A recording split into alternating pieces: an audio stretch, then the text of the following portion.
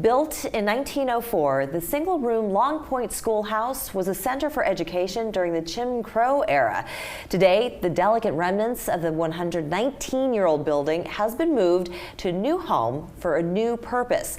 We'd like to welcome John Wright, president of the African American Historic Settlement Commission. It's good to have you. Thank you. Thank you. It's a pleasure. So please tell us about the Long Point Schoolhouse and its history.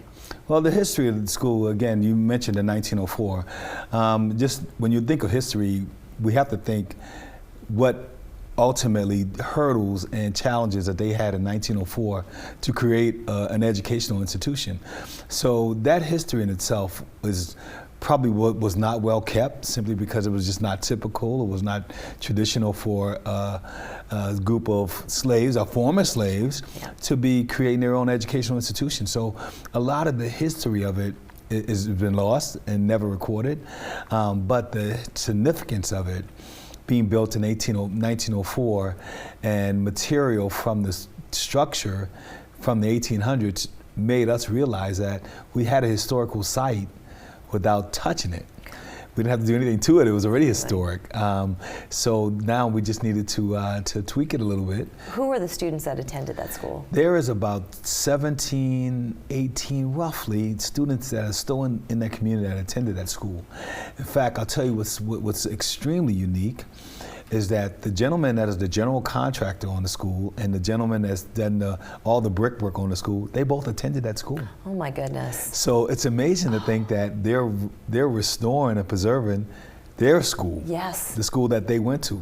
So when you go to the school and you see the brickwork, you have to first think, a former student, this is his formal education, was right here in this building that he's now preserving. God, so he's a treasure.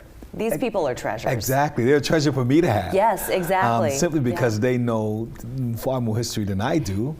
But the whole idea that they're literally restoring and preserving the school that they went to. This school predates Brown versus Board of Education. It predates the Rosenwald system, where they built school. And it also, it's in the height of the Jim Crow era. But fortunately enough, these kids were allowed to go to school. Yeah. And they weren't harassed or they weren't bothered. So, you know. And they had the teachers to teach them. Absolutely. So in the height of the Jim Crow era, this education was happening and it wasn't being stopped or prohibited from happening. We had the pleasure of speaking with the College of Charleston and the work that they're doing together with you in the archaeology of all of this. And I'm sure just to dig in that dirt and to find some really interesting things. They mentioned about finding pennies, that there was a candy store across the street that maybe those pennies fell out of a pocket, or you know, a bully knocked him out of a kid's hand on his way to the candy store. I mean, it tells all these stories. What are some of the unique pieces that you found thus far? You know, I think that archaeology study speaks to the whole preservation's project in itself, because not only did we want to save the remnants of the structure, but we also wanted to know what happened at that location that we may be able to use for, you know, as artifacts, to stories to tell, you know, when the school becomes a cultural education center. And so now the structure has been moved to Snowden Drive, is it? It's been moved to 1578 Snowden Road. Snowden Road. And over the course of this year, you're going to be building around the structure in order for people to come and see it firsthand. What is your intended opening date?